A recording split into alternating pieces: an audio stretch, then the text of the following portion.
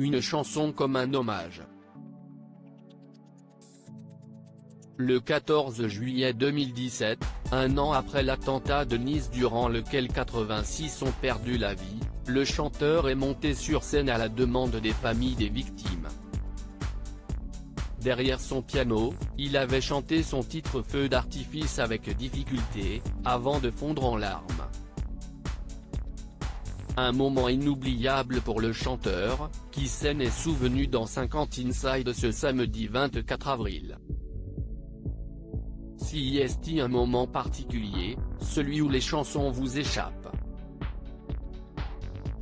On m'appelle et on me dit, ce serait bien de venir chanter cette chanson en hommage aux victimes, a raconté l'auteur, compositeur et interprète sur TF1. C'était comme un devoir pour moi de le faire. Quand je me suis retrouvé sur scène, je crois que je ne mesurais pas la gravité du moment, la ville était barricadée. Et à l'époque, Calogero a douté de sa légitimité. Quand j'ai fait les premières notes de piano, je me suis dit, mais qu'est-ce que tu es en train de faire? Quelle légitimité tu as à chanter cette chanson comme ça devant les familles? A confié Calogero sur TF1. Et puis, finalement, je l'ai faite. Sur scène, le chanteur n'a pas réussi à retenir ses larmes en regardant les familles des victimes de cet attentat.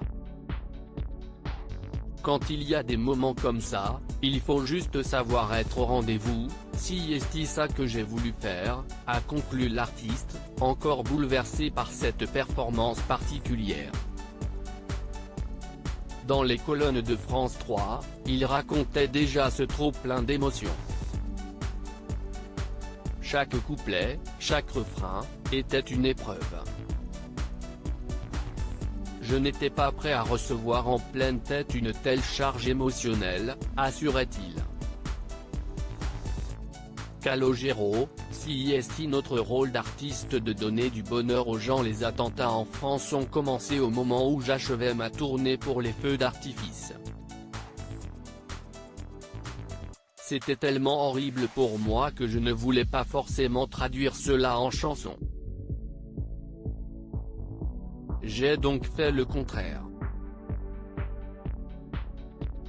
J'ai ajouté de la gaieté et de la pêche à mes chansons, continuait Calogero, l'auteur de la chanson qu'il a interprétée à Nice. Pour lui, ce tube est une véritable déclaration d'amour à la musique.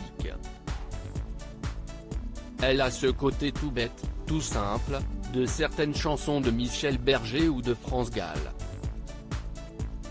Je rêvais d'un tube comme ça, qui pouvait être reçu juste en faisant du bien, continuait-il dans les colonnes du Parisien. Si est notre rôle d'artiste de donner du bonheur aux gens. Sa prestation ce soir-là s'était terminée dans les larmes et sous des applaudissements fournis.